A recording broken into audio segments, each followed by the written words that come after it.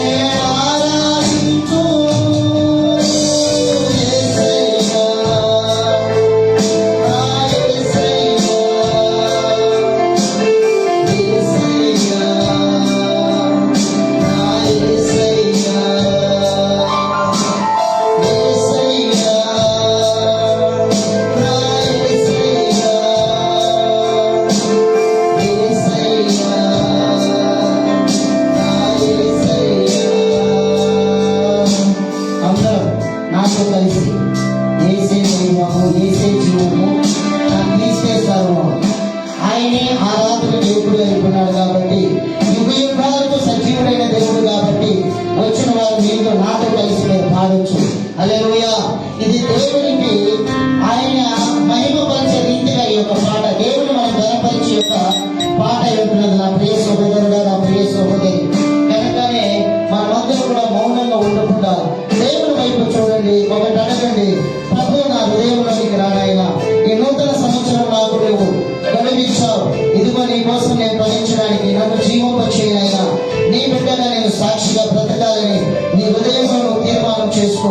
ఎందుకంటే రోమిలకు రాసిన పత్రిక 8:9 అంటున్నాడు, నా ఆత్మ లేని వాడు నా వాడు కాదు. ఎవరైనా సరే, అందుకే దేవుని ఆత్మతో మనం నింపబడాలి. కాబట్టి దేవుని అడగండి. దేవుడు నిశ్చయముగా మన జీవితంలో కార్యం చేసి ఆయన ప్రసన్నతను మనం చూసినప్పుడే మనము ఆయనతో ఉంటాం. నా ప్రియ సహోదరి, నా ప్రియ సహోదరుడా,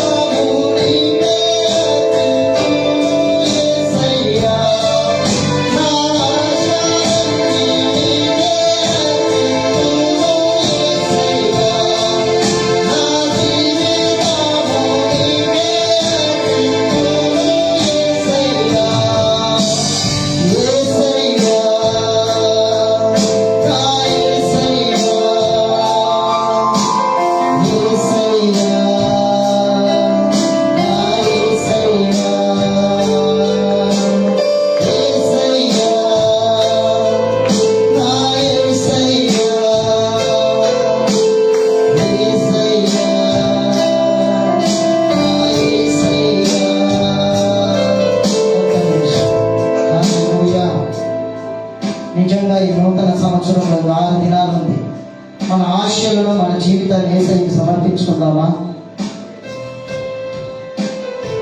ఎందుకు మనకి ఒక సంవత్సరాన్ని ఆయన పొడిగించాడంటే, మన ఆశలు, ఈ లోక ఆశలు, ఈ లోకం మీద ఉన్న మనస్సు, ఈ లోకంలో ఉన్న వాటి మీద మనస్సు, వాటిని తెచ్చుకోవాలి. యేసయ్య మీద మన ఆశ కలిగి ఉండాలి. మన యొక్క జీవితాన్ని యేసయ్యకి సమర్పించుకోవాలి. ఎందుకంటే వాళ్ళు పట్టబడినప్పటికీ శద్రక్, మేషక్, అబేద్నెగో, దానియేలు, ఆ రాజు వాళ్ళని పట్టుకొని పోయినప్పటికీ, వాళ్ళు ఆ బానిసలో ఉన్నప్పటికీ, కానీ దేవుని మాత్రం వాళ్ళు వదిలిపెట్టలేదు. నా ప్రియ సహోదరుడా, నా ప్రియ సహోదరి, ఎందుకంటే వాళ్ళ హృదయంలో దేవునికి స్థానం ఇచ్చాడు. దేవుని దృష్టిలో యథార్థపరుడుగా జీవించాడు దానియేలు. ఏ సమస్యలో ఉన్నా, ఏ కష్టంలో ఉన్నా, ఏ ఇబ్బందుల్లో నీవున్నా, నా దేవుడు నేను విడిచిపెట్టడానికి సమర్థుడు, బలవంతుడు. ఆయన నేను పోషించడానికి ఆయన శక్తివంతుడై ఉంటున్నాడు. అందుకే మనం సమర్పించుకోవాలి మన జీవితాలు. ఏదో వచ్చాము, రెండు పాటలు పాడాము, ఏదో వాక్యం విన్నామనేది కాదు మన జీవితాలు. దేవునికి మన హృదయం సమర్పించుకోవాలి. దేవుని వాక్యాన్ని మన హృదయంలో చేర్చుకోవాలి. దేవునికి దగ్గరగా మనం ఉండాలి. ఆయన ఆత్మీయత సత్యముగా మనం ఆరాధించి దేవుని యొక్క మహిమ మన యొక్క ప్రాంగణంలో, ఈ మందిరంలో కమ్ముకోవాలి. అందుకే దావీదు భక్తుడు అంటాడు, ఆయన దేవుని మందిరంలో నా జీవిత కాలం నేను నివసింపగలుగుతున్నాను. ఆశ మనలో ఉన్నదా? రాజు భవనం అంతా ఉన్నది, కానీ దేవుని యొక్క శక్తి చూశాడు, దేవుని యొక్క మహిమ చూశాడు. ఇదిగో సదాకాలము జీవించినంత కాలం ఆయన మందిరంలో నేను నివసింపగలుగుతున్నాను. వదులుకుందామా? అలాంటి ఆశలు మనము వదులుకోలేము. కానీ దేవుడు అంటున్నాడు, నువ్వు వదులుకుంటే నా మహిమను చూస్తావు, నీవు నమ్మితే నా మహిమను చూస్తావు. హల్లెలూయా! దేవునికి మహిమ కలుగుగాక. మరి ఒకసారి చివరిగా, నా ఆశలన్నీ నీకే అర్పింతును యేసయ్యా, నా జీవితము నీకే అర్పింతును యేసయ్యా, నా ఆశలన్నీ నీకే అర్పింతును యేసయ్యా, నా జీవితము నీకే అర్పింతును యేసయ్యా, యేసయ్యా, నా యేసయ్యా, యేసయ్యా, నా యేసయ్యా, యేసయ్యా, నా యేసయ్యా, యేసయ్యా, నా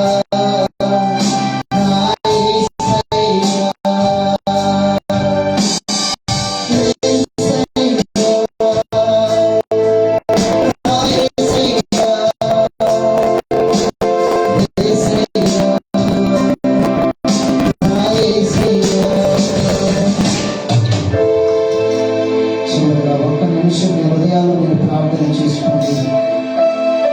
గత జనవరి నుండి ఈ 12వ మాసం వరకు దేవునికి ఆయాసకరంగా వ్యతిరేకంగా మాటల, ప్రవర్తన ద్వారా, క్రియల ద్వారా, సంపాదన ద్వారా ఒకవేళ మనం దేవునికి విరోధంగా జీవించడానికేమో దేవుని అడుగుదాం. దేవుని దగ్గరికి వచ్చి మొదలుపెట్టి వారికి ఆయన సమీపంగా ఉండే వారిని క్షమించు దేవుడు అంటున్నాడు. నా ప్రియ సహోదరుడా, నా ప్రియ సహోదరి, ఏదో చెప్పయ్యా నేను చూసామనేది కాదు, కానీ దేవుడు మన హృదయంలో చేర్చుకుందాం. ఎవరైతే తమ అతిక్రమం ఒప్పుకుంటారో వాడు కనుకుంటారో దేవుని వాక్యం సెలవిస్తుంది.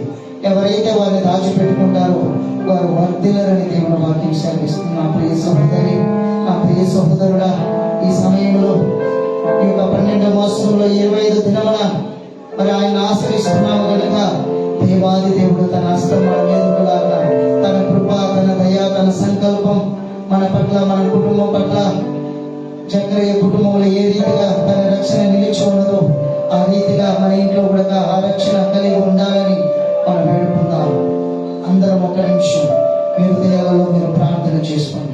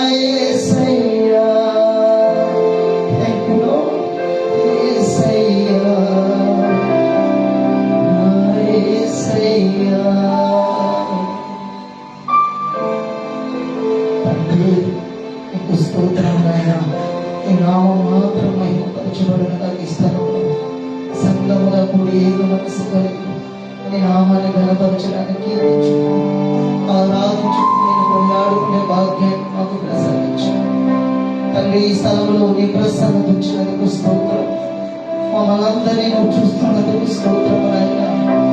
మా తండ్రి ఏ పాటి వారమయ్యా ఎన్నికలే మమ్మల్ని నీ సన్నిధిలో నిలబెట్టుకొని నేను గణపరచడానికి నాయన కృప చూపిన మా దేవుడు నీకు స్తోత్రాలు వందనాలు. దేవాది దేవుడా, ఈ దినాన్ని బిడ్డల మధ్యలో నిలబెట్టి నీ ఘనమైన నామాన్ని నీ పరిశుద్ధమైన నామాన్ని ఆరాధించుకుని పోగొట్టుకు అయ్యా నేను కొని ఆడుకుని ఆయన కృప తండ్రి నీకు స్తోత్రాలు. ఇది ఆయన ఈ బిడ్డలందరి మీద నీ ఆత్మను కుమ్మరించి అభిషేకించి మనోనేత్రములు తెరవండి అయ్యా. మా జీవితంలోనికి రండి, మా ప్రభుగా మా రక్షకుడుగా మీరు తోడుగా ఉండి నీ చేతితో పట్టు నడిపించిన ఆయన నీ రాకుడు కొరకు సిద్ధపాటు కలిగి మేము జీవించుడికి ఎత్తబడే సంఘముగా ఉండటం ఆయన నమ్మకస్తులుగా జీవించడానికి సహాయం చేయి. ఇదిగో నీ కన్నులు లోకమంతా కూడా చూస్తున్నావు ఆయన. ఎవడైనా నీతి మంతుడు కలడేమో అని చూస్తున్నావు. ఒకవేళ మీరు నీతి తగ్గ ఉన్నట్లయితే దైవమమ్మల్ని క్షమించి మన్నించి తిరిగి ఆయన నీతి పరుడుగా యథార్థ పరుడుగా భక్తి పరుడుగా తిరిగి నీ అంటుకట్టి మేము ఫలించుకుంటయ్యా సహాయం వచ్చి మేము పెట్టుకుంటున్నాం తండ్రి. నీ బిడ్డలుగా నీ నామ మహిమాదమై ప్రతిపించయ్యా. మా బ్రతుకును మార్చునైనా నీకు ఇష్టలుగా మేము జీవించుటకు అయ్యా, నీకు ఇష్టలుగా మేము బ్రతుకుటకు నీ నామాన్ని గణపరచుటకు సహాయం కోరుతున్నా. ఎక్కడ ఉన్నా, ఏ స్థలంలో ఉన్నా, ఎక్కడ పని చేసినా అయ్యా, ఏ గ్రామంలో ఉన్నా, ఏ మందిరంలో ఉన్నా నీ దృష్టిలో నీ బిడ్డలుగా నమ్మకస్తులుగా మేమందరము జీవించడానికి సహాయం చేయమని సమస్త మహిమ ఘనత ప్రభావములు నీకు ఆరోపించుకుంటూ నీ ప్రియుడు మా రక్షకుడైన యేసుక్రీస్తు నామములో ఈ ఆరాధన నీకు సమర్పించుకుంటున్నాను నా పరలోకపు తండ్రి. ఆమేన్, ఆమేన్. చప్పట్లు కొట్టి దేవుని నామాన్ని కనపరుస్తాం. దేవునికి మహిమ కలుగుగాక. దయచేసి కూర్చుందాం.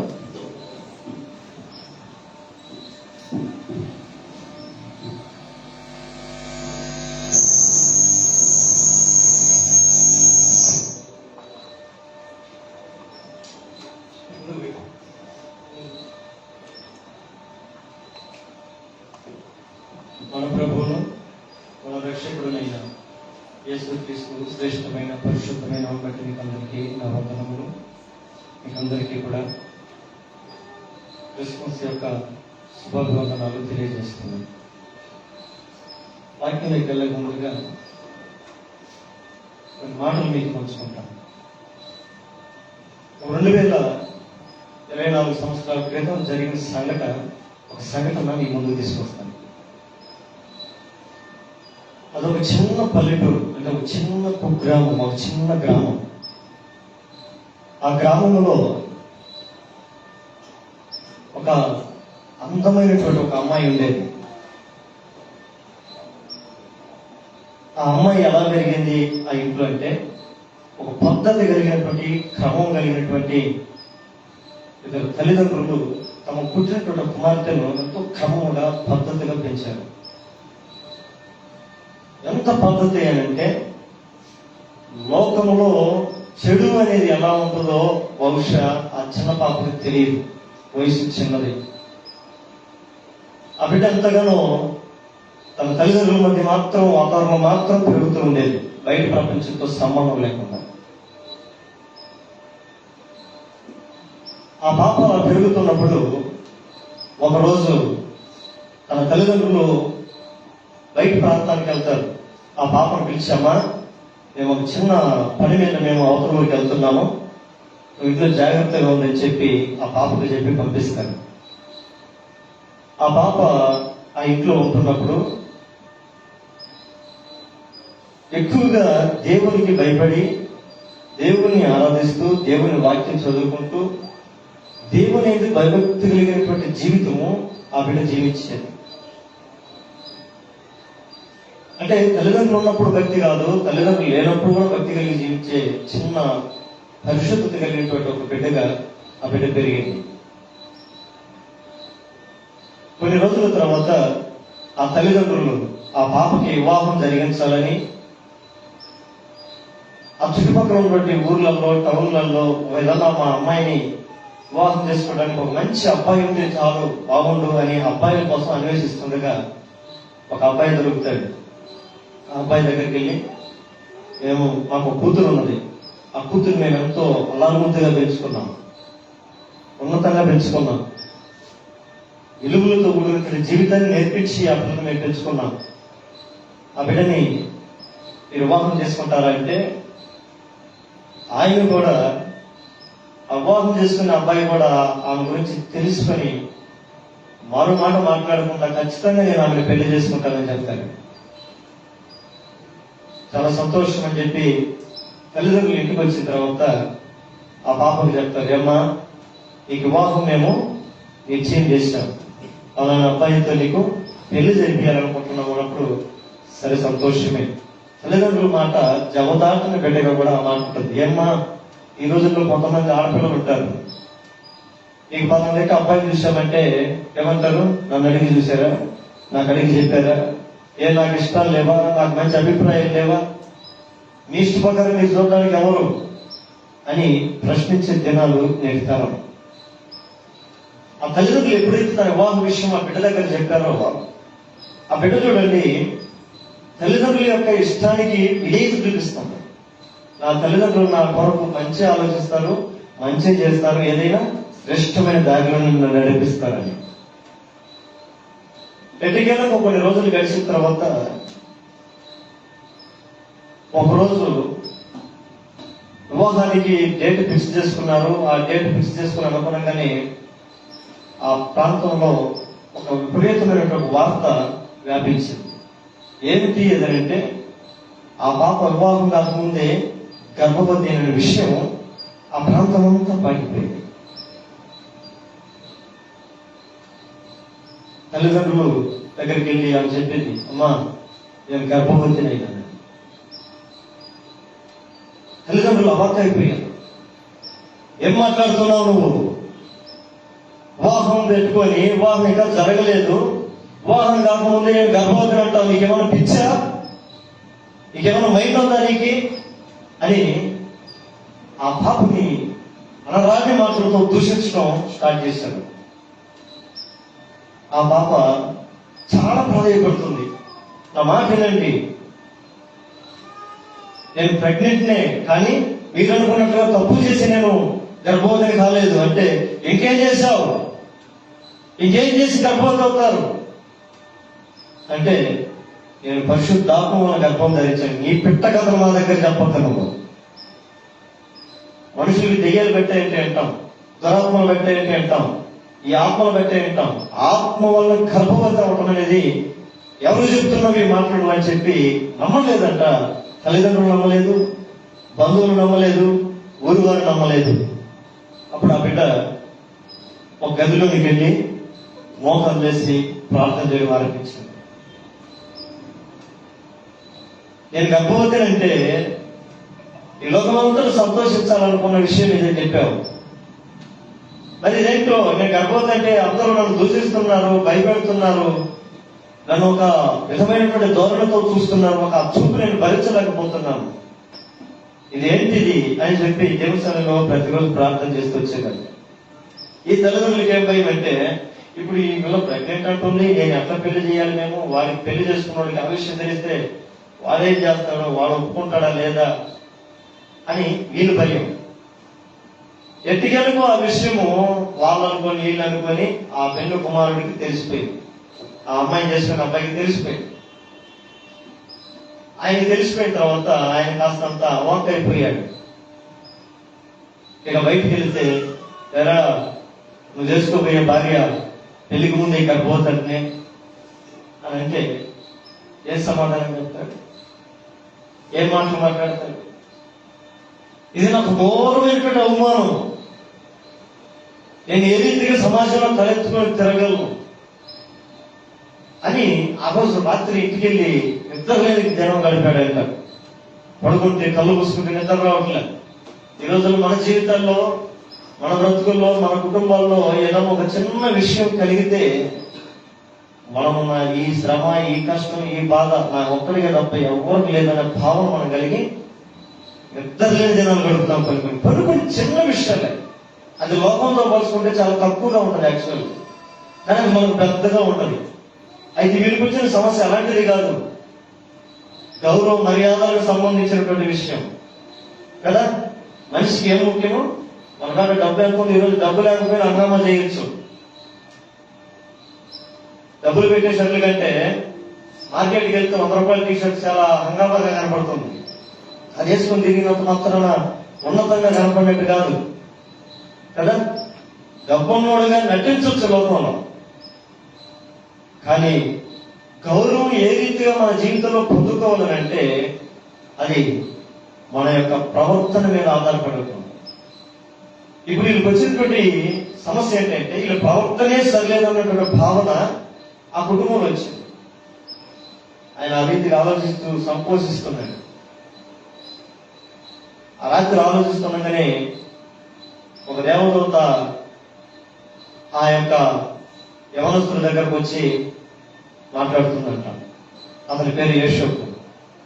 యేషోబు, దేని గురించి నువ్వు ఆలోచిస్తున్నావు అని అంటే ఆయన అంటాడంట, నాకుండేది ఒకే ఆలోచన,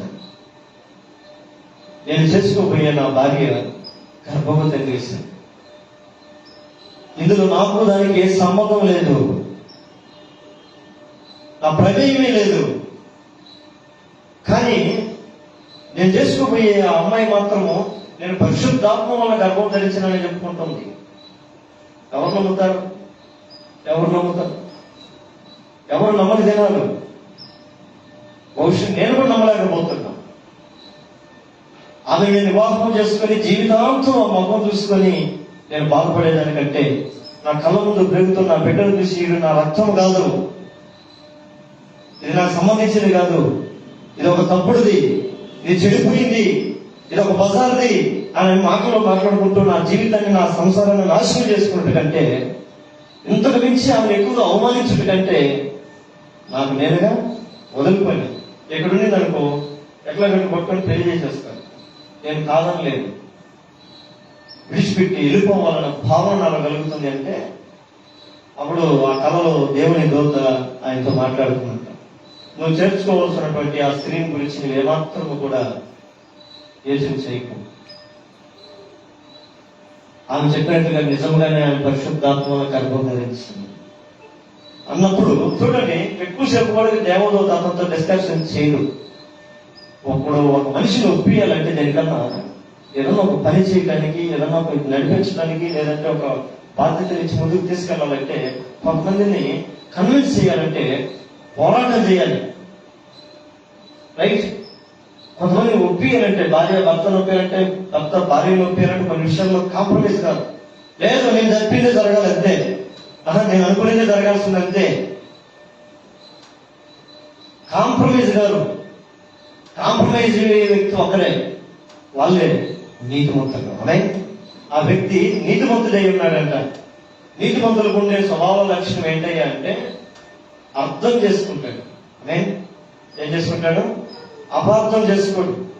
ఎప్పుడైనా ఒక వ్యక్తి మరొక వ్యక్తిని అపార్థం చేసుకోవడంలో దిట్ట అయిపోయి ఉంటారు. కానీ నీతిమంతులకు ఉండే స్వభావ లక్షణం ఏదన్నా ఉంది అంటే అర్థం చేసుకునే స్వభావం కలిగి ఉంటారు.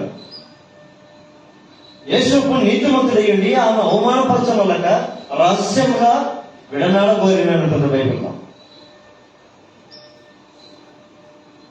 కొంతమంది అయితే ఏదైనా ఒక చిన్న అవతల వ్యక్తి పొరపాటు జరిగితే దాన్ని 10 మందిలోకి ఎట్లా తీసుకురావాలి, 10 మంది ముందు ఎలా నిలదీయాలి, 10 మంది ముందు వాడిని ఎలా అల్లరి చేయాలి అనే భావన కలిగి ఉంటారు. ఇది నీతిమంతులకు తగని లక్షణం.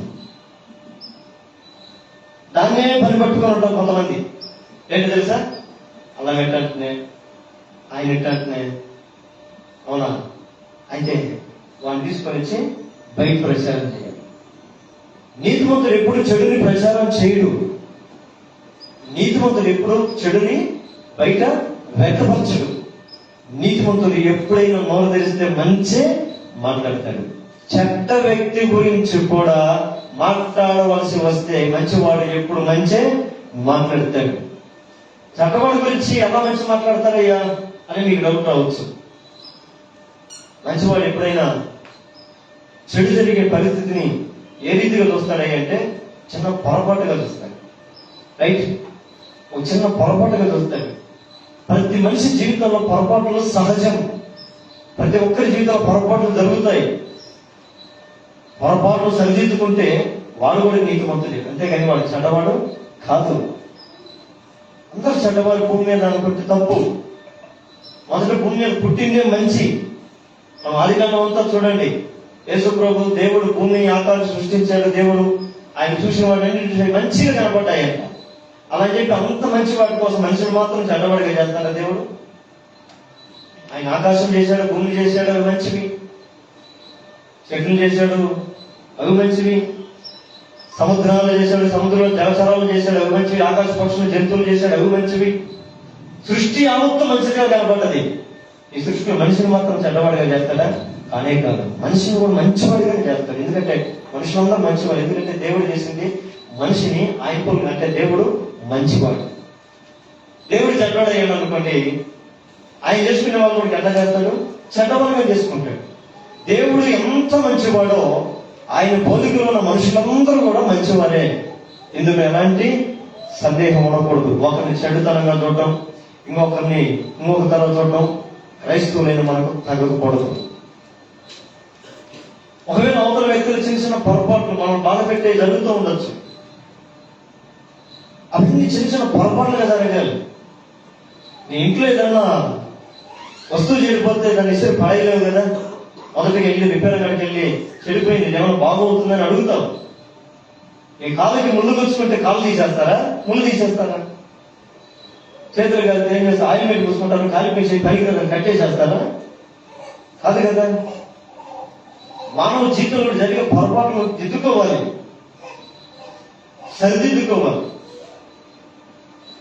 అవన్నీ సరిచేయడానికే యేసు ప్రభు పరిశుద్ధాత్మ ద్వారా ఆ పాపతో మాట్లాడి నేను ఈ లోకానికి రావాలని ఆశపడుతానని ఒక ఉదాంతాన్ని తీసుకొస్తాడు.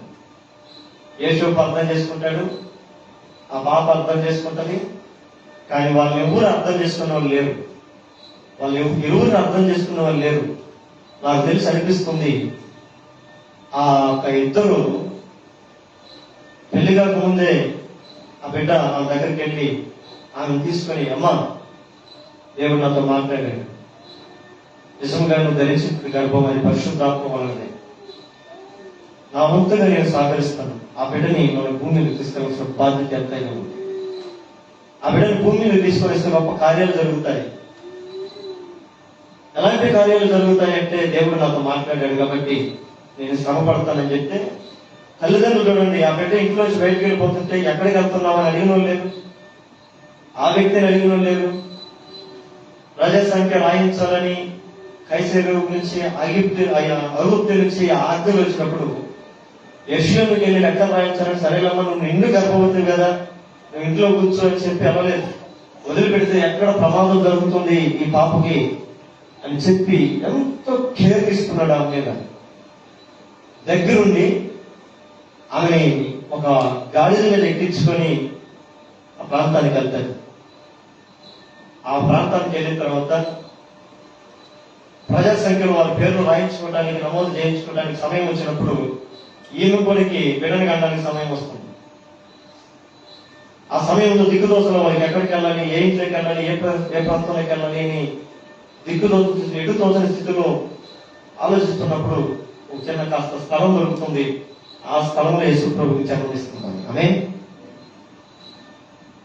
అంటే ఇప్పుడు మనం కూర్చొని మనం క్రిస్మస్ పండగ, ఇది మనకు ఒక సంబరం అని మనం అనుకుంటున్నామంటే, ఈ సంబరాన్ని, ఈ సంతోషం మనం అనుభవించడానికి, ఆయన్ను లోకరక్షకుని ఈ లోకానికి ఇవ్వడానికి కొంతమంది అవమానాలు పడ్డారు, శ్రమలు పడ్డారు, నిందలు అనుభవించారు, రకరకాల దూషణకరమైన మాటలు ఈ భూమి మీద అనుభవించారు.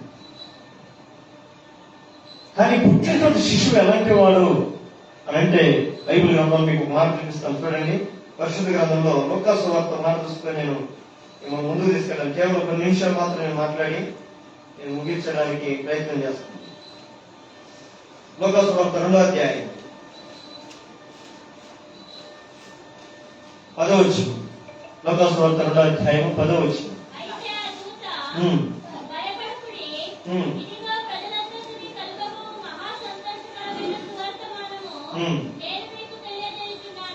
చూడండి, నా వైపు చూడండి దయచేసి. దేవుడు ఎప్పుడైతే ఈ భూమి మీద పుట్టాడో, దేవుడు ఎప్పుడైతే ఈ లోకంలో జన్మించాడో, ఈ ఇన్ఫర్మేషన్ ఇప్పుడు లోకానికి ఇవ్వాలి. ఈ విధుల వల్ల సాధ్యం కాదు కదా.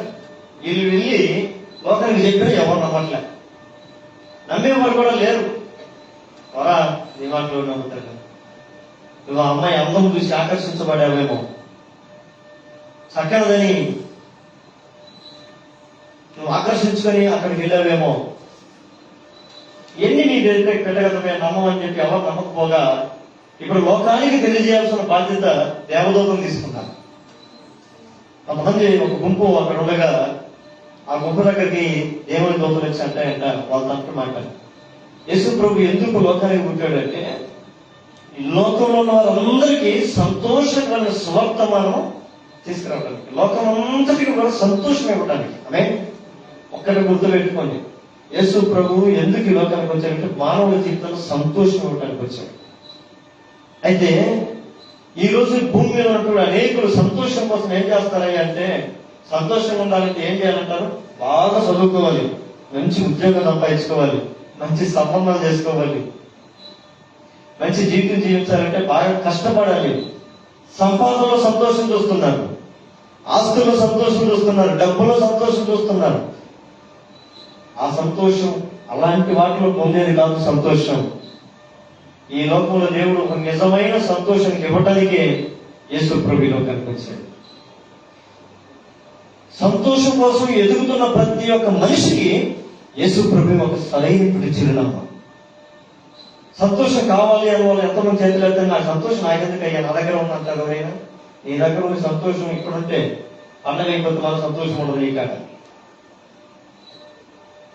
తాగబోతు తాగేంత వరకే సంతోషం, మొత్తం దిగితే ఇంక సంతోషం ఉండదు.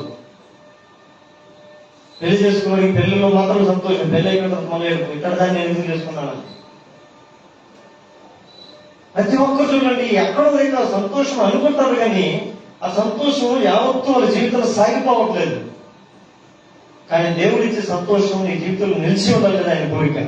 యేసు ప్రభు నీ జీవితంలో ఎలాంటి సంతోషం ఇస్తాడో తెలుసా? ఆయన ఒక్కసారి నీ జీవితంలో సంతోషం ఇచ్చాడంటే దాన్ని దొంగలించడం ఏ దొంగ సాధ్యం కాదు. రైట్? మన ఇంట్లో కొన్ని గొప్ప విలువైనవి, బంగారం కానీ, వజ్రాలు కానీ, ఇంకొకటి కానీ దొంగిలించడానికి దొంగలు వస్తారు. వాళ్ళు కష్టపడి సంపాదన దొంగతనం చేసుకొని వెళ్ళిపోవచ్చు. కానీ దేవుడు నీ జీవితంలో, దేవుడు దగ్గర నువ్వు నిజమైన సంతోషాన్ని కోరుకుని ఉంటే ఆయన ఇచ్చే సంతోషాన్ని ఏ దొంగ కూడా నీ నుంచి దొంగిలించలేడు.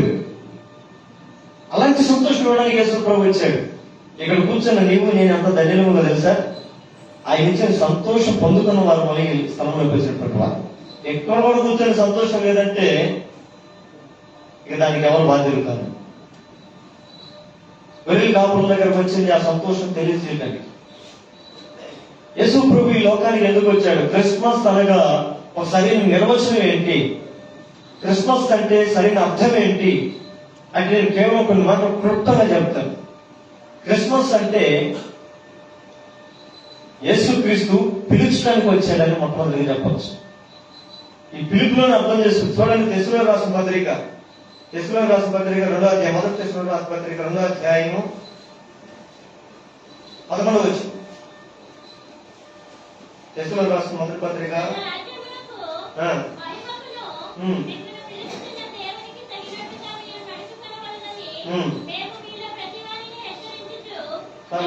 తన రాజ్యములకు ఏం పిలిచాడంటమైన తన మహిమకు, తన రాజ్యము మిమ్మల్ని పిలుస్తున్న దేవుడు ఎందుకు పిలుస్తున్నాడు? యేసుప్రభు ఎందుకు పుట్టాడంటే మానవులందరూ పిలవడానికి పుట్టాడు. సమస్త మానవాళ్ళని పిలవడానికి పుట్టాడు. అందుకని ఆయన పుట్టినప్పుడు మనుషులను చూశాడంట, నేను పాపంలో పిలవచ్చుతానే గాని నీతిమంతుల్ని పిలవరాలేదు. మరి నీతిమంతులు ఎవరయ్యా అంటే నీతిమంతుడు లేడు, ఒక్కడనూ లేడు. అందరూ పాపం చేసినటువంటి వాళ్ళే. క్రియల ద్వారా, ఆలోచన ద్వారా, తలంపుల ద్వారా, సిద్ధాంతం ద్వారా, ఆచారాల ద్వారా, మానవ క్రమాల ద్వారా ప్రతి ఒక్కరు కూడా పాపమైన నియమంలో మునిగి తేలుతున్నారు. ఆయన మాత్రం ప్రత్యేకంగా పాపం లేని వాడిగా ఈ లోకానికి వచ్చి ఒకవైపు నిలబడి మనుషులందరినీ పిలుస్తున్నాడు.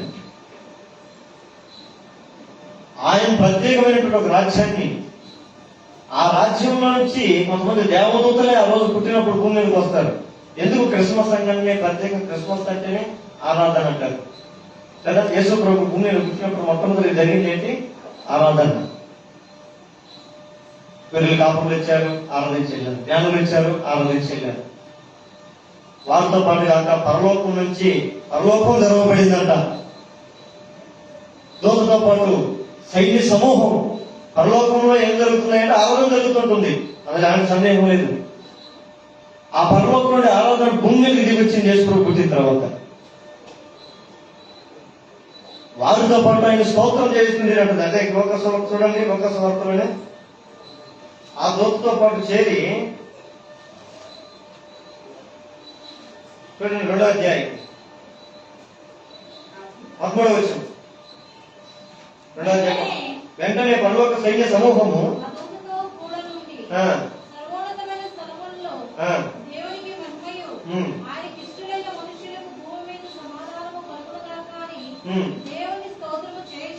చాలు. ఏం జరిగిందంట? ఒక దూత వచ్చి ఇన్ఫర్మేషన్ ఇవ్వడానికి వచ్చింది. ఆ ఇన్ఫర్మేషన్ ఇవ్వని తక్షణమే, అరే ఆయన పరలోకం ఆరాధన అయిన దేవుడు, ఆరాధన పోసుకునే దేవుడు భూమి మీదకి వస్తుంది, పరలోకం మనకేం పని ఉంది అని చెప్పి పరలోకాన్ని విడిచి, పరలోక వైభవాన్ని విడిచి ఆ దూతతో పాటు చేసి సైన్య సమూహంగా మారి దేవునికి స్తుతియు, మహిమయు, ఘనతయు, ప్రభావం కలుగుగా కానీ భూమి మీద క్రీస్తుని స్తుతించాను. ఆమె అందుకని మనం ఆరాధించిన వారితో ఏం చేయాలి? ఆరాధించాలి. స్తుతించిన వారితో చేరి స్తుతించాలి. ప్రభువుని గణపరిచే సందర్భం అది ఏదైనా సరే కల్మషం లేని మనసుతో వారితో పాటు చేరి మనం ప్రభువుని గణపరచుకోవాలి. దేవుడిని గణపరిచే విషయం భూమి మీద జరిగింది ఘనత. అదే యేసు ప్రభు ఎందుకు ఈ లోకానికి వచ్చాడయ్యా అంటే మానవులైన మనందరినీ పిలవడానికి వచ్చాడు. ఈ లోకంలో ఉండే ప్రభావాల నుంచి విడిపించి ఆయన ఒక ప్రత్యేకమైన ఒక రాజ్యాన్ని ఉంది, ఆయన ప్రత్యేకమైన ఒక మహిమను ఉంది, ఆయన రాజ్యంలోనికి మనం పిలవడానికి వచ్చాడు. ఆ రాజ్యంలో ఎవరైతే వస్తారో, ఆయన సన్నిధిలోకి ఎవరైతే వస్తారో, ఆయన సన్నిధిలో ఉన్నటువంటి నిత్యము సంతోషము, సమాధానము, నెమ్మదికరమైన జీవితాన్ని ప్రభు ఇవ్వాలని ఆశపడతాడు. ఆయన పిలిచిన పిలుపుకి ఎవరైతే ఆయన పిలుపులోకి వస్తారో, కొంతమంది పిలవకపోయినా ఆయన దగ్గరికి వెళ్తారంట. గుడ్డి వాళ్ళు కానీ, కుంటోళ్ళు కానీ, చెవిటోళ్ళు కానీ, వ్యాధిగ్రస్తులు కానీ, రోగస్తులు కానీ పిలుపు లేకపోయినా యేసు ప్రభు దగ్గరికి వెళ్తారు. వెళ్ళిన ప్రతి వారు కూడా ఆయన దగ్గర పొందుకునే కార్యాలన్నీ అమోఘంగా పొందుకొని దేవుణ్ణి మయంపరుస్తూనే మనం తిరిగి వెళ్ళి వస్తారు. కానీ క్రిస్మస్ దినాన్ని మనం కూడా అనేక మందిని ఏం చేస్తాం? పిలుచుకుంటాం, రండి ఈరోజు క్రిస్మస్ పండుగ, మా మందిరానికి రండి, మా దగ్గరికి రండి, మాతో బాగా కలిసి సంతోషించండి అంటాం. ఎందుకంటే వాళ్ళు ఇక్కడికి వచ్చేట ద్వారా దేవుడు వారి జీవితంలో కార్యం చేయటం సిద్ధహస్తుడు. ఆయన బలమైనటువంటి కార్యం చేసేవాడు. క్రిస్మస్ అంటేనే యేసు ప్రభు ఎందుకు పుట్టాడు అంటే మనం ఏం చెప్పగలం? లోకంలో మానవులైన అందరిని కలవడానికి వచ్చాడు. కేవలం కొంతమందినే కాదు. యేసు ప్రభుకి కులం లేదు, మతం లేదు, జాతి లేదు, వర్గం లేదు. యేసు క్రీస్తు అందరికీ ప్రభు. కానీ ఈ లోకం అంటుంది యేసు ప్రభు అంటే ఒక మతాన్ని స్థాపించడానికి వచ్చాడు, క్రైస్తవులు అంటే అదొక మతం, అది వాళ్ళు ప్రత్యేకమైంది అని ఒక భిన్నమైనటువంటి మాటలు మన ఈ లోపల వింటున్నాం. అది వారందరి దగ్గరికి మనం వెళ్ళి చెప్పాల్సింది ఏంటంటే, యేసు ప్రభు మతం స్థాపించడానికి పిలవలేదు, మతాలు కట్టడానికి దేవుడు పిలవలేదు, మనుషులందరూ ఒకటై ఉండాలని ఆయన పిలవడానికి వచ్చాడు. నెంబర్ 1, క్రిస్మస్ అంటే మానవుల్ని పిలవడానికి వచ్చినటువంటి వాడు. రెండోది చూద్దామమ్మా, రెండో మాట చూడండి. లోకసువార్త 4వ అధ్యాయం, తొందరగా లోకసువార్త 4వ అధ్యాయం 18. ప్రభువు ఆత్మ నా మీద ఉన్నది, దీనులకు సువార్త ప్రకటించుటకై ఆయన నన్ను అభిషేకించెను. చెరలోనున్న వారికి విడుదలను, గుడ్డివారికి చూపును, కనుమరుని ప్రకటించుటకును, నలిగిన వారికి విడిపించుటకును, ప్రభువు హితవత్సరము ప్రకటించుటకును ఆయన నన్ను పంపి ఉన్నాడు. చాలు. రెండవదిగా ఎందుకు పంపి ఉన్నాడు? యేసుక్రీస్తుని లోకానికి ఎందుకు పంపి ఉన్నాడు అంటే బాగు చేయని పంపించాడు. ఒక మాట చెప్పాలండి, ఎవరిని? చెడిపోయిన దాన్ని బాగు చేయడానికి యేసుప్రభు వచ్చాడు. ఇక మనం చెప్పుకోవడం సమయం లేదు కాబట్టి ఎక్కువ మనం వింటా ఉంటాం. ఎన్ని అర్థవర్తమానాలు కేవలం క్రిస్మస్ సందర్భంగా యేసుప్రభు ఎందుకు ఈ లోకానికి వచ్చాడు, మన క్రిస్మస్ ఏంటంటే ఏంటి అని క్లుప్తంగా నేను చెప్పుకొని వస్తాను. మొదటిగా మానవులందరూ పిలవడానికి వచ్చాడు. రెండవదిగా పిలిచిన వారందరినీ ఆయన బాగు చేయడానికి వచ్చాడు. కొంతమంది బాగు చేయాలంటే కొన్ని పనికిరావు, కొన్ని పూర్తిగా చెడిపోయినవి బాగు చేయబడడానికి పనికిరావు. కానీ యేసు ప్రభు దగ్గరికి ఎంత చెడిపోయింది వచ్చినా కూడా బాగు చేయడానికి శక్తి కలిగినటువంటి ఆయన శక్తి కలిగినటువంటి వాడు మన దేవుడు. కొంతమంది అనుకుంటూ ఉంటారు, నా కుటుంబ వ్యవస్థ పాడైపోయింది, మా జీవిత వ్యవస్థ పాడైపోయింది, మా బ్రతుకులు పాడైపోయింది, మా ఆరోగ్యం పాడైపోయింది, మాకున్నది ఆలోచనలు పాడైపోయాయి, సమాధానం పాడైపోయింది, అంతా పాడైపోయింది. పాడైపోయినన్నీ బాగు చేయబడాలంటే ఎక్కడికి రావాలి? యేసుక్రీస్తు దగ్గరికి రావాలి. అందుకని ఆయన పాడైపోయినటువంటి స్థలాలను కూడా బాగు చేసే శక్తి కలిగినటువంటి మన దేవుడు. అందుకని మతం గురించి చెప్పుకుంటే మన ఇంటి పక్కన చుట్టుపక్కల అనేకమంది ప్రజలు కన్నీళ్లతో బాధలు అనుభవిస్తూ ఉంటారు, ఇబ్బందులు పడుతుంటారు, వేదన పడుతుంటారు. వాళ్ళ దగ్గరికి వెళ్ళి యేసు ప్రభువుని నమ్ముకోండి, మతం మారండి అనే మాటలు మనం మాట్లాడినట్లంటే, ఇదిగో నీ జీవితం సంతోషం కోరుతున్నావా? ఈ సమస్తమైన తొలగిపోయి నా జీవితం బాగుపడితే బాగుందని ఆశపడుతున్నావా? నా కుటుంబంలో ప్రతికూల పరిస్థితులను తొలగిపోయి ఆనందకరమైన జీవితం జీవించాలని ఆశపడుతుంటే, ఇదిగో నేను వెళ్ళి పొందుకుని ఆ స్థలంలో వినియోగోడికి వెళ్ళి ఉచితంగా నువ్వు పొందుకోవచ్చని ఒక చిన్న మాట చాలు, ఒక చిన్న మాట చాలు. వాళ్ళ కన్నీరు చూసి మనం మనకెందుకు లేవు, వాళ్ళ కన్నీరు గారిస్తే, వాళ్ళ కష్టాలు చూస్తే వాళ్ళు చేసిన పరిగణన పనుల వల్ల కదా వాళ్ళ కష్టాలు వచ్చినాయని చెప్పి ఆయన దాటి నువ్వు ముందుకు వెళ్ళిపోతే నువ్వు సువార్తను ఎరగని వ్యక్తిగా మార్చబడతావు. ఈ రక్షణ సువార్తను క్రీస్తు అనుగ్రహించిన సంతోష సువార్తను జీవితంలో పొందుకొని ఉంటే ఈ సంతోషాన్ని మనం సకల జనులకు కూడా తెలియజేయాల్సిన బాధ్యత ప్రతి క్రైస్తవుడి మీద ఉంది.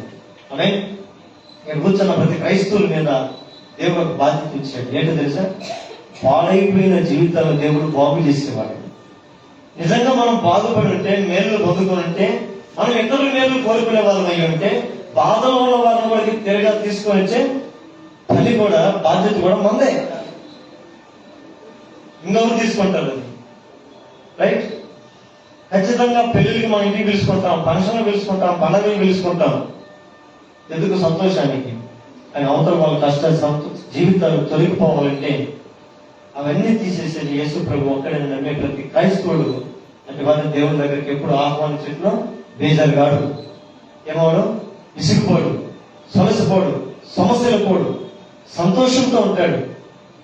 కనుక రాబోయే నూతన సంవత్సరంలో కూడా మన సంఘస్థులకి నేను తెలియజేస్తున్న విషయం ఏంటి అంటే, మన చుట్టూ అనేక మంది ప్రజలు ఉన్నారు. రోజుకి కనీసం ఒకరికైనా మనం దేవుని గురించి సువార్త ప్రకటించాలి. కనీసం రోజుకు ఒక్క వ్యక్తికి. వాళ్ళు రక్షిస్తావు లేదంటే సెకండ్, అది నీ చేతుల్లో లేదు. వాళ్ళు బలవంతంగా నువ్వు ఇక్కడ తీసుకొని కూర్చొని పెట్టలేవు. కానీ ఒకటి, యేసుక్రీస్తు జీవితాన్ని బాగు చేసేవాడనే విషయం నువ్వు చెప్పగలిగితే నువ్వు కూడా ఒక వైద్యుడు లాంటి వాడు, ఒక మంచి వైద్యుడు లాంటి వాడు, నమ్మకమైన రాయబారి, ఔషధం లాంటి వాడని సాంఘిక గ్రంథంలో రాయబడతాం. యేసుక్రీస్తు మనందరం కూడా ఒక నమ్మకమైన రాయబారులో ఉండాలనేది దేవుని కోరిక. రాళ్ళు ఇచ్చి కొట్టేవాళ్ళుగా కాదు. తప్పు చేసిన వాళ్ళని రాళ్ళు తీసి కొట్టేవాళ్ళు అంట ఆ రోజు ధర్మశాస్త్రం. ఆ రాయితో కొట్టేవాళ్ళుగా కాదు. రాయి బారి అంటే ఈ సమాచారాన్ని తీసుకుని వెళ్ళి మోసుకొని వెళ్ళేవాళ్ళు. అది తీసుకుని పోయి సకల జనులు అన్ని జనుల్లో ప్రకటించేవాడు. ఈ క్రిస్మస్ దినాన్ని క్రైస్తవులకి ఏమి దేవుడు అందరూ సమకూర్చి ఏమి నేర్పిస్తాడయ్యా అంటే, ఒక దేవతతో ఏ రీతిగా అయితే గుంపుతో కూర్చున్నట్టు ఒక దగ్గర కూర్చొని చక్కగా సరిగాసుకున్న వాళ్ళ దగ్గరకు వచ్చి దేవతతో వెళ్ళింది, మీరు వెళ్ళండి, లేచి వెళ్ళండి, రక్షకుడు మీ కొరకు పుట్టి ఉన్నాడంటే వాళ్ళు వెళ్ళి చూసి విన్నవాటిని కన్నవాటిని వారి లోకమంతటా ప్రచురింది. మరి గొర్రెలు ఏమైపోయాయి, మేకలు ఏమైపోయాయి, వారి పిల్లలు ఏమైపోయారు, వాళ్ళ ఇల్లు ఏమైపోయారు. కానీ మేము పొందుకున్న సంతోషం కంటే, ఉన్నతమైన ఆనందం కంటే ఇంకొకటి గొప్పది కాదు. నేను పొందుకున్న ఈ సంతోషం అందరూ పొందుకోవాలని ఆశ కలిగిన వాళ్ళే నిజమైన క్రైస్తవులు. అలాంటి క్రైస్తవంలోనికి మన సంఘాలు రావాలి. క్రిస్మస్ వచ్చిందంటే సంఘాన్ని అలంకరించుకొని, వడ్డీని అలంకరించుకొని, ఇంటిని అలంకరించుకొని నేను ఎంత సంతోషపడ్డానో అంత సంతోషపడ్డా చూసుకుంటే అది పాపం, అది దోషం. ఈ సంతోషంలో ఇతరుల పాల్గొనలు పొందుకోవాలని కోరుకునేదే నిజమైన క్రిస్మస్. వచ్చే సంవత్సరంలో కూడా ఈ క్రిస్మస్ మనం ఆచరించాలంటే ఎలా చేయాలంటే అది మన ఒక్కనే కాదు, నేను దేవుని ఎంత సంతోష పెట్టానా అంటూ ఆయన సంతోషపరిచే కార్యాలన్నింటినీ తీసుకొని ఆయన సన్నిధిలో పెట్టి, యేసు ప్రభు ఎందులో ఎక్కువ సంతోషిస్తాడు అంటే ఒకే మాట చెప్పచ్చు, పేతురు పత్రికలో ఉంటుంది. ఆయన అందరిలో అంతటిలో మారుమనసు పొందాలని ఆయన ఆశ కలిగి ఉన్నాడు. దేవుని ఆశతో ప్రతి క్రైస్తవులు తెలుసుకుని ఉండాలి. ప్రతి మనిషి నన్ను తెలుసుకుని ఉండాలి. ప్రతి మనిషి నా విలువను తెలుసుకుని ఉండాలి. నేనేం చేయగలను అంటే నేను ఏమైనా చేయగలను. మనుషుడికి ఏదైతే అసాధ్యమైనవి ఉంటాయో వాటన్నిటి నేను సాధ్యం చేయగలను మనుషులు తెలుసుకోవాలనేది ఆయన కోరిక. అందుకని నీ సమస్యలు బాగలేకపోతే, నీ పరిస్థితులు బాగలేకపోతే వాటన్నిటిని బాగు చేయడానికి యేసు ప్రభు లోకానికి వచ్చాడు. అంతమాత్రం మూడవదిగా యేసు ప్రభు ఎందుకు ఈ లోకానికి వచ్చాడు అంటే, చూడండి పరిశుద్ధ గ్రంథంలో విమోచించుటకు వచ్చాడు అంటాడు. అదే మత్తయి సువార్త 20వ అధ్యాయం, మత్తయి సువార్త 20వ అధ్యాయం 28వ వచనం. మత్తయి సువార్త 20వ అధ్యాయం 28వ వచనం. మనిషి కుమారుడు పరిచారము చేయించుకొనుటకు రాలేదు గాని పరిచారము చేయుటకు అనేకులకు ప్రతిగా విమోచనకైనను తన ప్రాణమును ఇచ్చుటకు వచ్చెనని చెప్పెను. ఎందుకు వచ్చాడంటే మోచన అంటే విడిపించడానికి వచ్చాడు, తప్పించడానికి వచ్చాడు. ఎందులో నుంచి విమోచించడాస్తాడు, ఎందులో నుంచి తప్పిస్తాడంటే నేను మనకు బాగా అర్థమయ్యే భాషలో చెప్తాను. చూడండి, కొంతమంది క్రైస్తవులు సాక్ష్యం చెప్తూ ఉంటారు, నేను ఒకప్పుడు భయంకరమైన త్రాగుబోతుంది, భయంకరమైన తిరిగిపోతుంది, దొంగని, ద్రోహిని, ఇలాంటి వాటిని కానీ దేవుడు నన్ను వాటన్నిటి నుంచి నన్ను విడిపించాడు. ఎలా సాధ్యమైంది? ఎలా సాధ్యమైందంటే వాళ్ళు సాక్ష్యం చెప్తూ ఉంటారు, దేవుడే నన్ను విడిపించాడు, నన్ను విమోచించాడు. విడిపించబడ్డమే కాదు, ఈరోజు నన్ను ప్రభు సాక్షిగా నిలబెట్టుకున్నాడు. మొదటిగా దేవుడు మనలందరినీ పిలవడానికి ఈ లోకానికి వచ్చాడు. పిలిచి మనందరినీ బాగు చేయడానికి ఇష్టపడుతున్నాడు. బాగు చేసిన మనందరినీ కూడా ఆయన ఏం చేస్తాడు? సంపూర్ణంగా విమోచిస్తాడు. అంటే మన ఆరోగ్యం బాగలేదని హాస్పిటల్కి వెళ్తాం కదా, హాస్పిటల్కి అడ్మిట్ అయిన తర్వాత ఇక లేదయ్యా నేను చచ్చిపోయిన వరకు హాస్పిటల్లో నన్ను ఆశపడుతానంటే ఏ డాక్టర్ ఒప్పుకుంటాడు? ప్రైవేట్ హాస్పిటల్ పోతే ఒప్పుకుంటారు, వాళ్ళకి డబ్బులు వస్తాయి. ఒకవేళ వాళ్ళ డాక్టర్లు ఉండమన్నా కూడా మనల్ని ఏమన్నా కొద్దిగా మార్పులు ఏమన్నా కనపడ్డది అనుకోండి ఆరోగ్యంలో, మనమే అంటాం ఏమని, అయ్యా నాకు కొంచెం పర్వాలేదు నేను వెళ్ళిపోతాను. నేను 2018లో అప్పటికి నేను విక్టర్ హాస్పిటల్లో అడ్మిట్ అయ్యాను. నేను అడ్మిట్ అయిన తర్వాత నాకు తర్వాత రోజు డాక్టర్ వచ్చి నాకు ఆపరేషన్ చేసి అంతా క్లీన్ అయిపోయింది అన్నాడు. నేను ఆ డాక్టర్ తను అంతా నాకు క్లీన్ అయినట్టేనా, సమస్య ఏం లేదా అంటే ఏం లేదు, హ్యాపీగా అట్లయితే నన్ను ఇప్పుడే పంపించి వెళ్ళిపోతా ఇంటికి అన్నాను. సమస్య నీ దగ్గరకు వచ్చాను, నాకు సమస్య పోయినట్టు ఇంకా నాకు ఇక్కడే పని, నన్ను వదిలిపెట్టి నేను వెళ్ళిపోతాను. ఒక మనిషి ఒక పాపంలో నుంచి, ఒక అవిధేయతలో నుంచి, ఒక మూర్ఖత్వంలో నుంచి, ఒక దుర్మార్గతలో నుంచి విమోచించబడిన తర్వాత అక్కడ ఏమాత్రం కూడా ఉండకూడదు. ఆ స్థలం నుంచి తిరిగి దేవుడు మనల్ని విమోచించడానికి యేసు ప్రభువులో కనిపించాడు. దేవుడి చేత విమోచించబడిన వాడు మళ్ళా తిరిగి వెనక్కి కూడా వెళ్ళడు. మానవులకున్న స్వభావ లక్షణం ఏంటయ్యా అంటే ఏదైతే నేను చేయనంటాడో చేస్తూ బ్రతుకుతుంటాడు. ఇది మానవుడి జీవితం బలహీనత. ఒక్కొక్కసారి దేవుడు కావాలంటాడు, దేవుడు అవసరం లేదంటే బ్రతకడానికి అలవాటు పడ్డాడు. అన్నింటిలో దేవుడు ప్రాముఖ్యం అంటాడు, కానీ దేవుడికి ప్రాముఖ్యత ఇవ్వడు. దేవుడే సర్వస్వం అంటాడు, దేవుడు నాకు సర్వస్వం అన్నట్లుగా జీవించలేడు. ఒక క్రైస్తవుడిగా మనం ఎరగాల్సింది ఏంటయ్యా అంటే యేసు ప్రభు నన్ను విమోచించాడు. ఎందులో నుంచి? ఆయనకి ఇష్టం లేని వాటన్నిటి నుంచి నన్ను విమోచించాడు. నేను అందులో నుంచి బయటకు వచ్చాను. బయటకు వచ్చిన నేను ఈరోజు ఇక్కడ నిలబడి మనం అక్కడి నుంచి పిలవగలిగిన సాధ్యతలు ఉంటాయి. వర్షం వస్తా ఉంది, తడుస్తా ఉన్నాం, బయట ఉన్నట్టు మనం లోపల ఉంటాం. బయట ఉన్న వాళ్ళు ఏం చేస్తాము? తడిసిపోతాం, లోపలికి రా అని పిలిపిస్తాం. ఆ పిలుపునిస్తాం. ఆ పిలుపు మనం ఇచ్చేవరమై ఉండాలి. విమోచించుకు వచ్చాడు. 3 చెప్పాను నేను. మొదటిగా ఎందుకు వచ్చాడు? పిలవడానికి వచ్చాడు, బాగు చేయడానికి వచ్చాడు. మూడవదిగా విమోచించడానికి వచ్చేవాడు. ఇంకొక మాట చెప్పి నేను ముగిస్తాను. చూడండి, అదే వాక్య పరిశుద్ధ గ్రంథంలో మార్క్స్ వార్త 1వ అధ్యాయం. మార్క్స్ వార్త 1వ అధ్యాయం 8వ వచనం చూడండి. నేను నీళ్లలో మీకు బాప్తిసం ఇచ్చితిని గాని ఆయన పరిశుద్ధాత్మలో మీకు బాప్తిసం ఇచ్చినని చెప్పి ప్రకటించుచుండెను. చాలు. రెండవదిగా ఆయన అంటున్నాడు, పరిశుద్ధాత్మగా బోధకు గుర్తు. చివరి 4వది ఆయన బోధించుటకు వచ్చాడు. ఈ రోజుల్లో మనిషికి ఎట్లా దేన్ని బట్టి బోధిస్తున్నారు అంటే, ఈ రోజు కొంతమంది సేవకులు వాళ్ళు బోధిస్తూ ఉంటారు. బోధించడానికి ముందు ఏం చేస్తారు అంటే బైబిల్ కాలేజీకి పోతారు, బైబిల్ ట్రైనింగ్కి పోతారు. అక్కడికి వెళ్ళి ఇక్కడికి వెళ్ళి జ్ఞానం నేర్చుకుంటూ ఉంటారు. జ్ఞానాన్ని మేము ఎట్లా ప్రజలను బోధించాలో, మా బోధతో ప్రజలు ఎలా ఆకర్షించుకోవాలి, ఎలా నడిపించుకోవాలి అని మంచి మంచి కాలేజీలో పోయి చదివి బలిపీఠం మీదకి వచ్చి నేర్చుకున్న జ్ఞానాన్ని బట్టి వాక్యాన్ని బోధించి మనుషులను నడిపించుకుంటున్నారు. నేర్చుకుంటున్న తత్వాన్ని బట్టి ప్రజలు ఆకర్షించుకుంటున్నారు. తప్పులేదు. కానీ పరిశుద్ధాత్మ లేకుండా బోధిస్తే ఈ బోధ వినోదంలో పరలోకానికి వెళ్ళలేదు. పరిశుద్ధాత్మ ద్వారా నింపబడి వాక్యము బోధిస్తే వాక్యం విన్న వారందరూ కూడా పరలోకానికి అర్హులుగా ఉండాలనేది దేవుని యొక్క కోరిక. వాక్యం విన్న వారందరూ ఏమై ఉండాలని దేవుని కోరిక అంటే దేవుని రాజ్యాన్ని చేరుకునే వారు ఉండాలని ఆశ. ఈ వాక్యం నీవందరూ కూడా వాక్యం విని ఇక్కడ కూర్చొని వాక్యం కొన్ని నిమిషాలు వింటావు, లోకానికి వెళ్ళిపోతావు. లోకంలోకి వెళ్ళిపోయి లోకానుసరమైన జీవితం దేవుడి కోరిక కాదు. ఇక్కడ నువ్వు ఏదైతే వింటున్నావో, ఏదైతే నేర్చుకుంటున్నావో అది లోకంలో అవలంబించి అలవాటు చేసుకొని ఆ జీవితం ప్రకారము దేవుని దగ్గరికి చేరాలనేది దేవుని కోరిక. ఏం బోధించడానికి వచ్చాడు దేవుడు అంటే, మనం యేసుప్రభు బోధనలో ఒకే మాట మనకి ప్రాముఖ్యం కనపడదు. ఇదిగో దేవుని రాజ్యం సమీపించి ఉన్నది, నమ్మి మానమనసు పొంది బాప్తిసం పొందండి. దేనికైనా దేవుని రాజ్యం సమీపి ఆయన రాజ్యం పెట్టాలనే బోధ ఈ రోజులో కావాలి.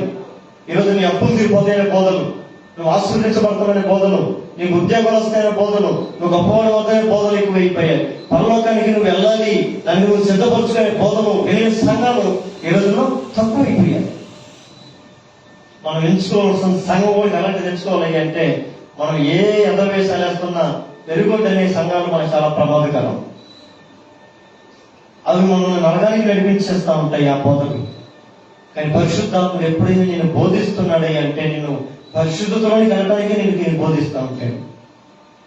అపవిత్రతను విడిచిపెట్టు, ముసలమ్మ ముచ్చట్లు విడిచిపెట్టు, ఇంకొక విడిచిపెట్టు, లోకంలో మూలపాకంలో విడిచిపెట్టు, అన్ని విడిచిపెట్టి క్రీస్తు నీకు అనుగ్రహించిన మార్గంలో నడవడానికి ఇష్టపడాలని దేవుడు కోరుకుంటున్నాడు. ఇవన్నీ లోకానికి తెలియకపోగా యేసు ప్రభు ఈ లోకానికి వచ్చాడు. ఈ లోకానికి వచ్చి ఆ బోధనని నీకు నాకు బోధించాడు. ఈ రోజు నేను కూడా నిలబడి బోధిస్తున్నానంటే ఆ బోధనలో వచ్చి ఆ బోధనని వరదలో కొట్టుకొని చెప్పినట్టు వాడిని. ఇక్కడ ఇంట్లో మీరందరూ కూడా ఏం కావాలి? ఇప్పుడు ఆ యొక్క ఉపదేశం అనే బోధ ప్రవాహంలో మీరు కూడా లోకంలోకి వెళ్ళాలి. అనేకులకు తప్పి కలిగిన వారికి దాహం అయ్యేటట్టుగా దేవుడు మిమ్మల్ని నిలబెట్టుకోవాలి. దేవుడు చూడండి, యేసు ప్రభు ఎందుకు లోకానికి వచ్చాడు అని క్లుప్తంగా నేను చెప్పి ముగించేస్తాను, ఎందుకంటే సమయాన్ని మనం లేటుగా వచ్చాం కాబట్టి. క్రిస్మస్ అనగా ఒకటే, మానవులు పిలవటానికి లోకానికి దేవుడు వచ్చాడు, బాగు చేయడానికి వచ్చాడు, విమోచించుకు వచ్చాడు, బోధించుకు వచ్చాడు. ఈ 4 ఈ క్రీస్తుని జీవితంలో మనం కూడా స్వీకరిస్తే నెక్స్ట్ క్రిస్మస్ లో మనం చేరేటప్పుడు ఎలా వస్తాం తెలుసా? ఇంకొకరు మనం పిలుస్తాం, ఇంకొకరు బాగు కోరుకుంటాం, ఇంకొకరిని విడిపిస్తాం, ఇంకొకరిని దేవుని వాక్యం నడిపించాలి, రాజ్యాన్ని అభివృద్ధి చేస్తాం. అతి కృప, అతి ధన్యత చేకూర్చి అందరూ దేవుడు దయచేయాలి. అందరు మోకాలు వెళ్ళిపోతాం, అందరు మోకాలు వెళ్ళిపోతాం. ఒక్క నిమిషం అందరూ మోకాలు వెళ్ళిపోయి ఈ క్రిస్మస్ దినాన నేను ఏమి నేర్చుకున్నానది చాలా ప్రాముఖ్యం. ఆరాధించావు, సంతోషం, సంతోషించావు, చాలా మంచిది.